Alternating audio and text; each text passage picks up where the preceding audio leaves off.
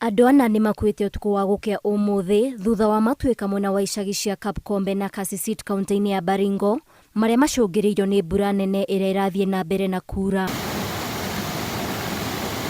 Mũnini wa gavana nĩ akinyĩtie mwena ũyũ ro hamwe na kamanda wa borithi Sangolo Kutwa makiuga makĩria ma mĩciĩ 35 ĩrĩa ĩtarĩ na ũikaro nĩ kũhũrwo njeki nĩ thirikari ya kaunti ya Baringo, ona gũtuĩka nĩ icũngĩrĩirie hathara nene kũrĩ tabarĩra cia gũkinyanĩria motungata ma mũingĩ. Usiku mpaka saa 6 ambapo tuliweza kusikia ngurumo kama ya radi kutoka sehemu ambayo hiyo milipuko iliweza kulipuka, nyumba ikasomba nyumba. Sasa zingine kaa ndege, sio ndege. Sasa tukasikia kitu kingine kimekatika hapa nyuma pande. Sasa hii ni maalum muona, sasa ni kama phase 1. Sasa kuna mahali pengine imekatika kutoka huko juu mpaka pale chini. We have had 4 fatalities as a result of landslide and raging waters. 2 adults and 2 minors.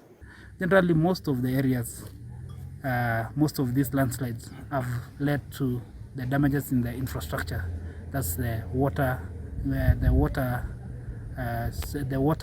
pipelines and also the road being cut off. Rĩrĩ matũra ma Kapchebogel, Kapkombe na Kasisit makũrĩirwo maitho nĩ ũgwati wa Matuĩka mangĩ, mũingĩ nĩ ũrĩtio kwehera nĩguo kũgirĩrĩria hathara makĩria, gũkũ maabitha borithi ro hamwe na maabitha a rũhonge rwa mũtharaba mũtune maratwarithia na mbere mĩhang'o ya gwethana na andũ angĩ arĩa mangĩkorwo makunĩkĩtwo nĩ tĩri. Rescue missions are still ongoing. We have Red Cross and members of the public and security officers. They are still continuing to ensure that we retrieve all the bodies and account for them. Meanwhile, we have asked all the residents to move upstream. There is a primary called Kasisit where they can reside for the time being until the situation normalizes, because as you can see it is very sloppy and the rains are continuing. Ngĩribotera Inooro TV, rĩtwa rĩakwa nĩ Waithĩra wa Andũ.